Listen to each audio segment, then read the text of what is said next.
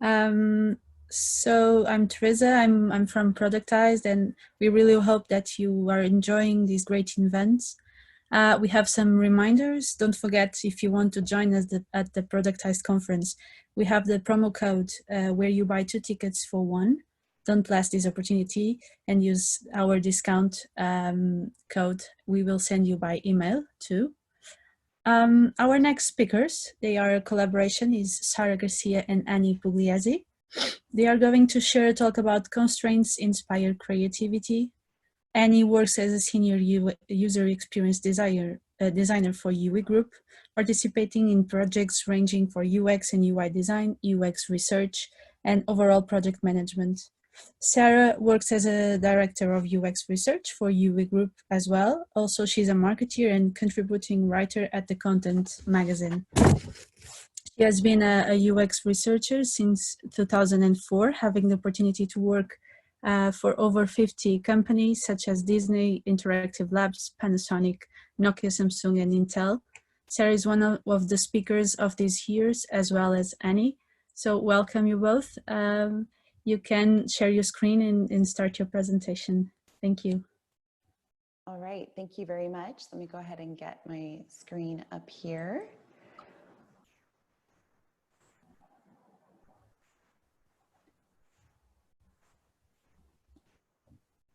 All right, can we see what's up there now? Yeah. Okay, great. All right, well, Annie and I are going to be co-presenting this as a researcher and designer. As Therese said, we at UE Group, we have both researchers, designers, developers, all of that. And so we work quite collaboratively together. Already a great introduction, so I'll get straight into the slides. We are a UX research and design company in Silicon Valley. So it's early morning here for us, but happy to start it here with all of you. All right, so obviously, as everyone knows, this is a time that has led to a lot of changes and a lot of innovation. It's a season that's made us rethink how to do work and how to do life. And it's made us think about what do you have that you can use versus being stopped by what you don't have and can't do. And so I personally have been really inspired to see the ways that things have pivoted, right? Working from our garages, taking our kids to Disneyland via videos, even just the way that the entertainment industry has pivoted in terms of making the best of the situation. And of course, our first responders and frontline medical staff, and being creative about ways to kind of humanize the experience when we've come in a very different masked and separated time. So these kinds of things have inspired us, but the truth is, you know, for our work life, the product cycle, product development cycle, the same is really true. It doesn't need to stop. There's still a chance for innovation, there's still a chance for collaboration, and there's a chance to maybe not do things exactly the way we would have done them before, but to do them differently. And in some cases, we might find that those are better ways or more efficient ways. It's something that's been true for UE Group. We often have to have constraints, not because of a pandemic typically, but mostly because of time, budget, or something else that's kind of working against us. And I think it's something that we've learned to do quite well in terms of taking the best of what we have and being able to make something wonderful out of it, even if we don't have access to everything. So I'm going to talk about a research challenge that we had and how we dealt with the constraints and still came out with really actionable insights. And then I'm going to pass it over to Annie, who's going to talk about a design challenge problem as well. All right, so for the research challenge that we had, basically we wanted to understand very quickly for the meal delivery service industry, so things like Blue Apron or HelloFresh, where you are getting ingredients basically for a meal delivered. We wanted to understand what is that experience like for people. How are they currently using it? What is resonating with people? But also, what are the pain points or the needs that people might have that another company might be able to come in and meet those needs or be the differentiator. So the issue with this, I mean, it's a fun challenge. The issue with this was we didn't have very much time, nor did we have very much budget. We knew that we wanted, you know, things in California are different than things in Nebraska. We were focusing on the US at that time, and so we wanted to make sure that we understood what the experience was like across a broad spectrum. So how we did it. So we always start with, when we're thinking about a research, trying to get customer insight, we always think about what is the best way to get that research. And for this particular one, we knew that it was going to be heavy in terms of like the behavioral. So what people were doing, how they felt about it, what were the aspects going on around their lives that were contributing to their experiences. So in a perfect world, we would have selected usability studies, we would have done ethnographic field studies, we would have done maybe a longer term diary study to understand what that experience was like over a month or a couple of months, and we would have done some interceptive surveys to augment that. Well, in this particular case, we really didn't have very much time, nor did we have the ability to travel around and talk to everyone, so we had to pivot. So what we did was we did what we call remote ethnographies.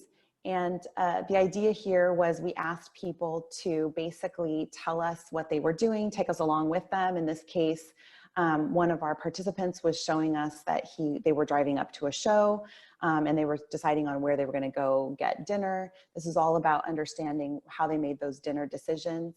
In some cases, we asked them, we did what we call text intercept. So we knew that dinner time was what we were focusing on. So we would often send them prompts of texts to say, hey, what is going on with you right now? How are you making those decisions? It's a great way of kind of getting to what the people are doing at that moment in their natural environment and using technology in order to see what's actually happening.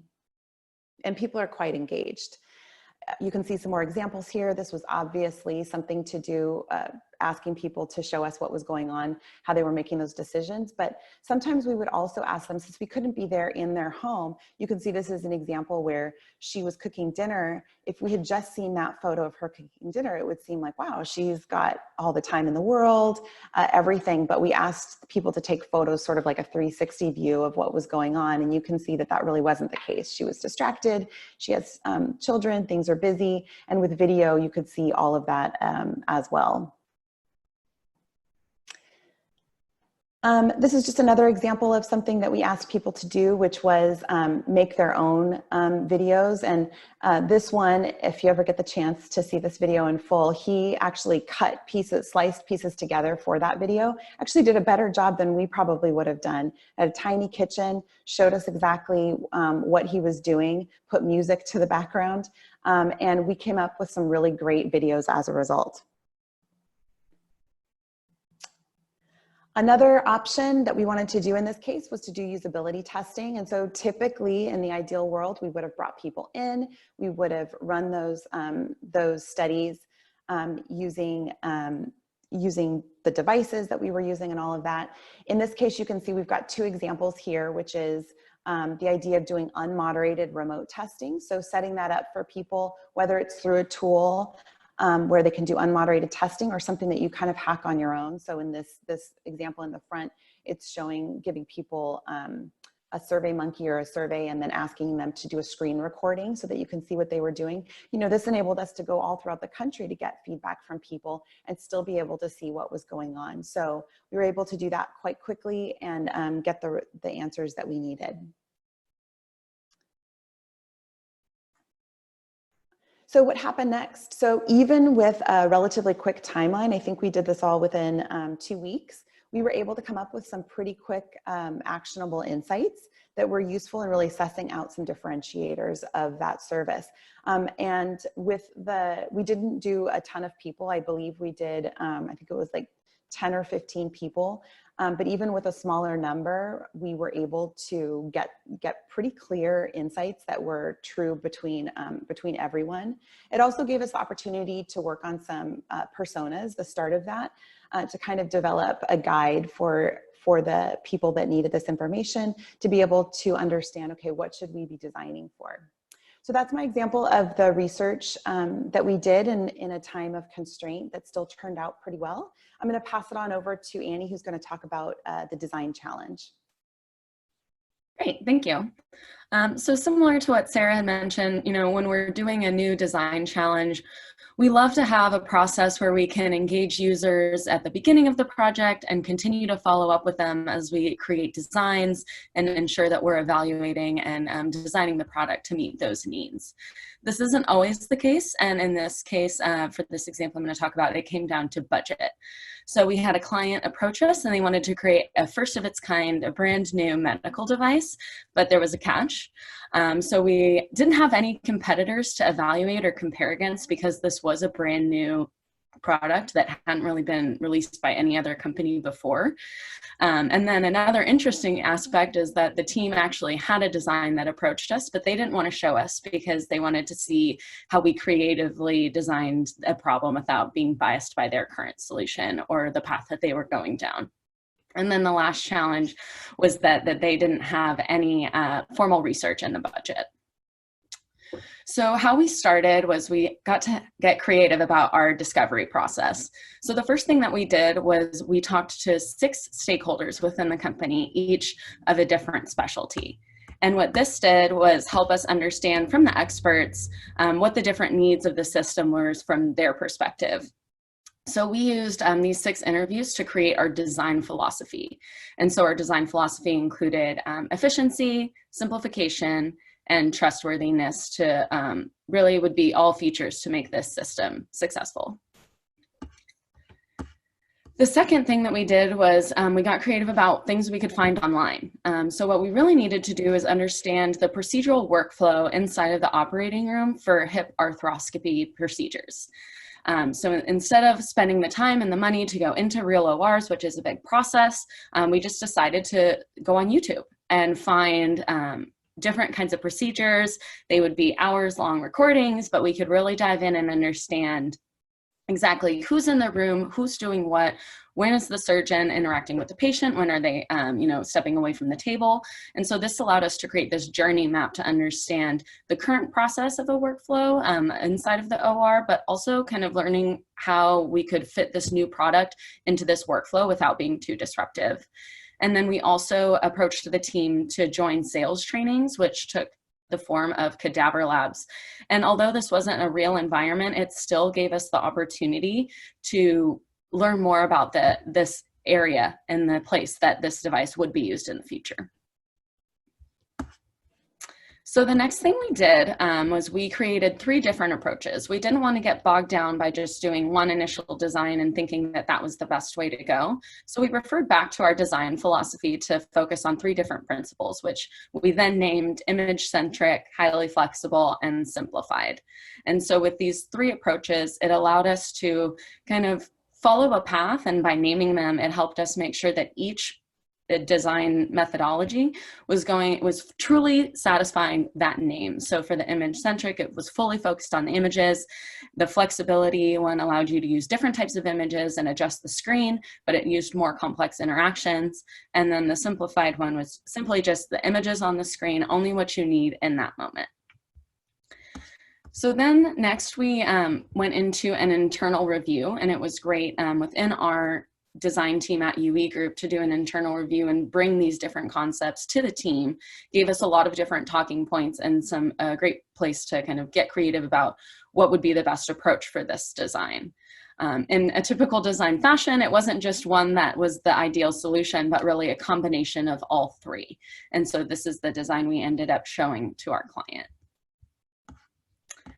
So what we did next, so we got into our client reveal. We showed them the design that we had brought to the table. It was also the first time that we got to see their design. They were very happy with our process and the path that we went down, so they ended up moving forward with our design, taking in a few features that they had thought about from their expertise side. So we did include those. We wrapped up the design, we polished the look, and then also made it brand compliant to their brand guidelines, and that's how we arrived at our final design. And this product is cleared the FDA and is in operating rooms today, improving patient outcomes for hip arthroscopy. Right, so Sarah and I wanted to leave you with a couple of ways to help you get creative. So we just have some questions that you can ask yourself, both covering research and design. So what technology do you have? What do you want to test or learn? What is most important? For this one, it's, there's budget, there's timeline, there's getting to speak with the real users. Is there anything that you can give on that? And kind of being flexible within your workflow and kind of choosing what's most important to you. We also want to say, don't be afraid to try something new, even if it's a little bit rocky. Everyone can pivot, and it's a great opportunity to get creative. And keeping your research skills fresh and introducing new methods will help you be innovative in this process. You don't need to wait until things are perfect. You can test on low fidelity prototypes. You don't need to wait for that final solution, because then you can course correct before you get there. What do you have when you get started? So do you have a discovery process? Can you talk to users? Can you get creative about talking to users? What resources can you use online to help supplement that if you can't speak with users? What's your design philosophy that you're going to drive through to make sure that you're checking off those lists to make sure that this system is going to be successful? And then what tools can you use to collaborate with your team? Especially right now, it's very important to keep that collaboration open, working with others, and that's what drives really creative solutions. I think that's it. I don't know if there's any questions or if we have time for that, but we're happy to answer any. So thank you both. Thank you, Anis. Thank you, Sarah. Yeah, I think we have some questions in Slido. I will ask Andrea to share the Slido screen, please. Should I stop sharing mine right now? Yeah, okay. Please.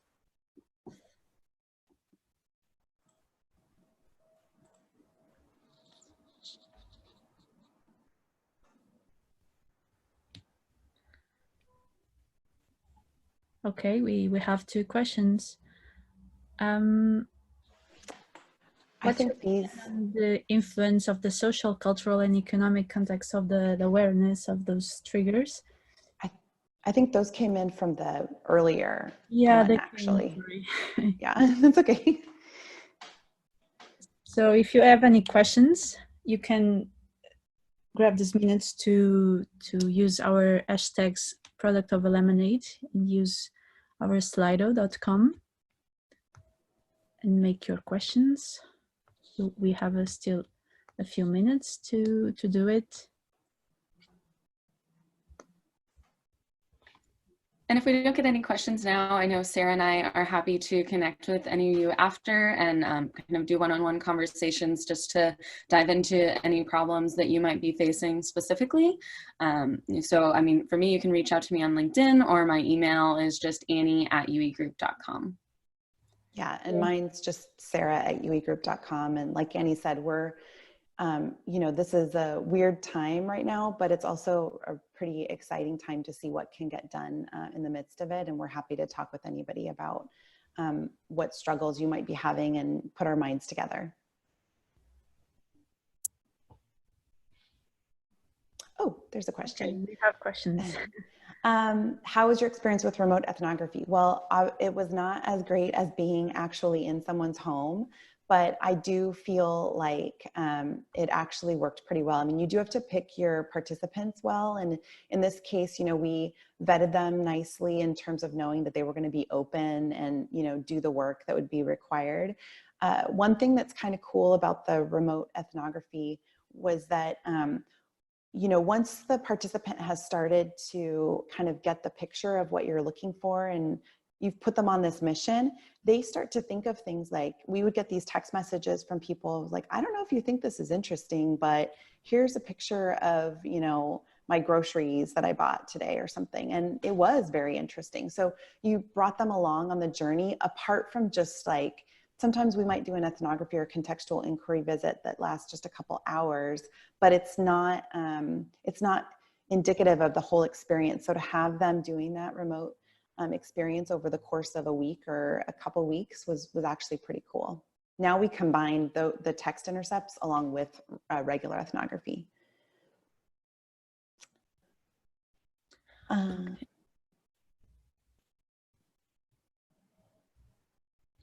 So I think when we do an initial design, I'm just answering Merrick's question. I always like to do a couple of different approaches. It helps me, stay creative, but not get bogged down by just one. For this project specifically, we didn't have the chance to go and review that initial design by the stakeholder. So what we needed to do was do an internal review just within our own design team to kind of flesh out the design and figure out which path would be the best to show the client. So in this context, we only showed them the final design that came out of the internal review, but it is important to kind of keep that initial design phase very loose and fluid to make sure that you aren't getting bogged down into just one thought. Good. And how do you sacrifice one aspect of design to the other to optimize the UX? So that is definitely a challenging question. When we're doing the design, there is always going to be a little bit of give and pull, but I think it just comes down to prioritizing those things. So we had prioritized efficiency, simplicity, and trustworthiness as our design philosophy. And so other things that didn't fall into those three categories were placed at a lower priority. So we wanted to make sure that our system was efficient so that it wasn't disrupting the operating room workflow. It needed to be simple because it was draped, so it was sterile, and the surgeon would be touching it with the drape with 2 gloves on, so that had to be very minimal interactions. And then trustworthy, they're in the operating room working on a patient. So the system needed to evoke that confidence that it was going to be, accurate to what was happening in the table. Okay, I think we have time for one last question.